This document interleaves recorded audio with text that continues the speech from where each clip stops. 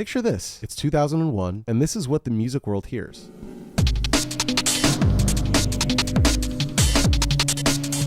Absolute chaos and madness. A beautiful mess. The sound of a certified genius completely losing the plot.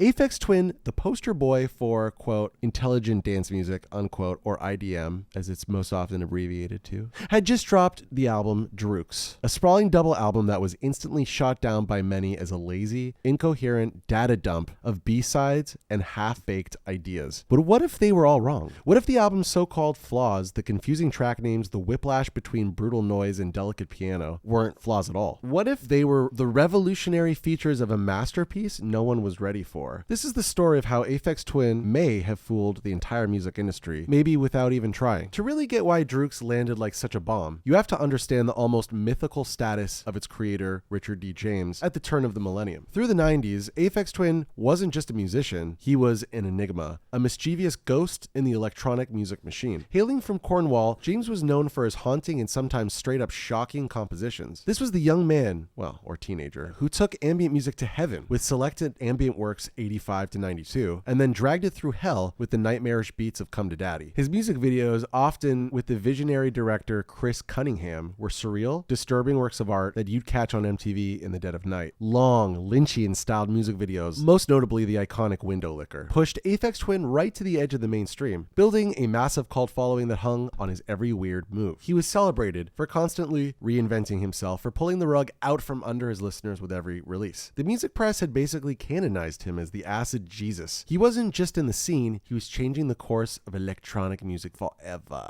So after a 5-year gap since his last full album, the hype for his next move in 2001 was immense. The electronic scene was in a weird spot, trying to figure out what was next after the hyperdrive innovation of the 90s, like the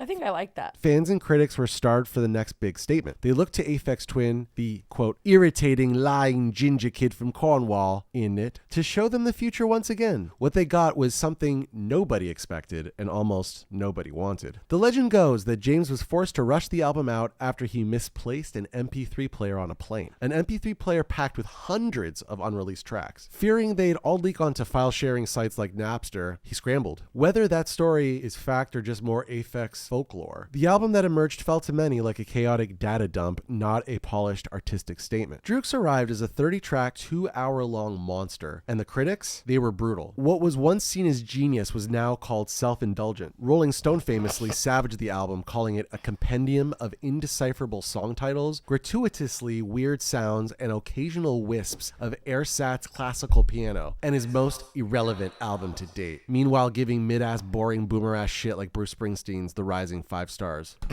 As they give Drukqs a 1 out of 5. Wow. You know, that just means it was ahead of its time. Well, that's what I always thought. I remember seeing the 1 star in the Rolling Stone, and I was like, oh, I gotta download this shit on You're Napster. like, I need to know now. I need to know. Pitchfork, while admitting there were some good moments on the album, gave it a mere 5.5 out of 10, complaining that it, quote, charts familiar Aphex territory rather than suggesting new directions. I couldn't disagree more. I mean, wow, they're talking shit. I mean, it's cool that it's comes off as a casual compendium of collected ideas over the years that have a real broad range of stylistic sonic sound. Yeah. A critic for Spin called the album useless protein energy. Billboard dubbed it as, quote, an ambitious but ultimately failed experiment, while Q Magazine just threw its hands up and asked, what is it for? It's for me. For you. It was for me. I loved it. By the way, if you look up this album on Rate Your Music, it's one of his highest rated albums. So I was right. They were wrong. Very wrong. The consensus was clear. Aphex Twin had lost his touch. The album's length was seen as bloated. Its sequencing felt random. It would jump from a frenetic drill and bass assault straight into a quiet minimalist piano piece, leaving listeners with a sense of whiplash. Critics and even some fans felt like he was just recycling old tricks. The super complex drum tracks were seen as reheats of his 90s stuff. I would argue they are upgrades of his 90s stuff. They're the best versions of the shit he was doing. It's elevated. It's taking drill and bass to its apex, to its edge, to its Aphex Twin. Okay. and the pretty piano interludes were dismissed as being dangerously close to a new age aesthetic. It was a mess, a beautiful mess to some, but a mess nonetheless. In an era famous for building artists up just to tear them down, it looked like Aphex Twin's time was up as the torchbearer of IDM. He'd failed to deliver the cohesive, game-changing album the world wanted. In the eyes of the establishment, the king had fumbled his crown, but succeeded, apparently, to young impressionable Shmoo. That's what counts. For years, that was the story of Drukqs, a fascinating, flawed, but ultimately failed experiment from a genius who flew a little too close to the sun. But as time passed, something funny happened. A different perspective started to bubble up. A new generation of listeners who weren't burdened by the expectations of 2001 began to discover the album. Its tracks started to bleed into pop culture in the most unexpected ways, and people started to ask a crucial question. What if the chaos wasn't a mistake? What if the bloat was the point? What if the jarring tonal shifts and seemingly random track order weren't signs of laziness, but were in fact the entire message? This is where it gets fun, because when you stop looking at Drukqs as a failed, conventional album and start seeing it rather as a deliberate act of artistic rebellion, everything changes.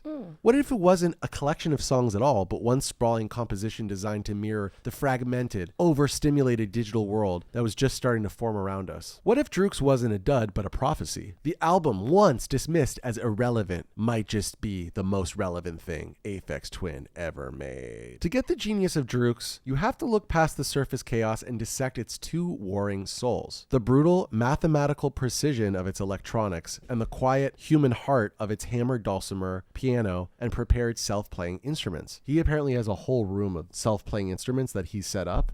Wow. Where it's like a piano, but there's like objects coming from the sky, like bing, bong, but like they're making different sounds, like rattle, ka rattle, you know what I mean? Fun. First, the chaos. Tracks like Vord Hasben and Coq/Ver 10 aren't just random noise, they are masterpieces of microscopic programming and are digicore masterwork. At a time when many electronic artists relied on loops, Richard D. James was meticulously sequencing every single drum hit, creating impossibly complex rhythms that felt both robotic and intensely alive. This wasn't a rehash of his 90s work, it was a perfection of it. He was pushing his tools, including software of his own design, to their absolute limits, creating sounds that were alien and futuristic but also earthy, human, and emotional. The tension of these two vibes is what makes Drukqs so magical and ageless. The melodies are often built on strange microtonal scales that sound just slightly off key, creating bizarre, unfamiliar feelings few other artists could ever touch. This is music operating on a level of technical detail that is frankly mind-boggling. It's the sound of a human mind pushing a machine to its breaking point. This wasn't laziness. This was an obsessive, almost maniacal dedication to the craft. And then there's the quiet.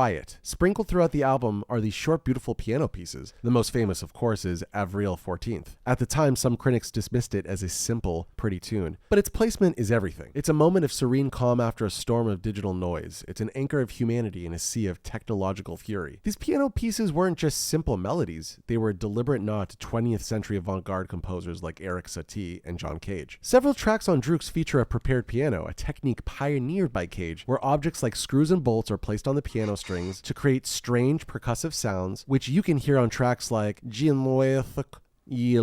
What? That's how you pronounce it. Oh, okay. But James took it a step further. Many of these pieces were composed on a Yamaha Disclavier, a real acoustic piano that could be controlled by a computer. This let him write compositions that were mechanically precise, sometimes too fast or complex for a human to play, yet were performed on a real instrument. You can even hear the ghostly clicking of the piano's internal mechanisms on the recording, perfectly blurring the line between man and machine. This blend of classical influence, avant-garde technique, and modern tech wasn't a throwback, it was brand new territory. The true genius of Drukqs, then, isn't just in these separate parts, but in their collision. The album's seemingly random structure, which lurches from a violent drum assault to a gentle piano lullaby, is its most radical feature. It mirrors the fragmented nature of modern life, the experience of endlessly scrolling through feeds, having a dozen tabs open, a world of noise and information constantly fighting for your attention. In 2001, this felt disorienting and wrong. Today, it just feels like reality. Drukqs wasn't just an album, it was a sonic snapshot of the modern condition. Its perceived flaws were actually its most prophetic features. The initial backlash against Drukqs eventually melted away, revealing its profound influence. The album that critics called irrelevant has become a touchstone for experimental and mainstream music. Its shadow looms large over a huge range of artists. You can hear its DNA in the work of indie darling Sufjan Stevens, the gloomy soundscapes of the XX, and maybe most famously in the music of Radiohead. Thom Yorke has repeatedly named Aphex Twin as a monumental influence on their most acclaimed work, but the album's biggest reach came from its most unassuming unassuming track, the aforementioned Avril 14th, once dismissed for its simplicity, has become a cultural phenomenon whether you consciously know it or not. It's been streamed an incredible number of times, far surpassing his much more famous 90s hits. Its haunting melody has popped up in films like Sofia Coppola's Marie Antoinette, the dark comedy Four Lions, and the trailer for Spike Jonze's Her. And then, of course, there's Kanye West. In 2010, West built the emotional core of his masterpiece. Well, some people feel like it's his masterpiece. I think it's one of the most overrated albums of all time. Wow. West built the emotional core of his very good album,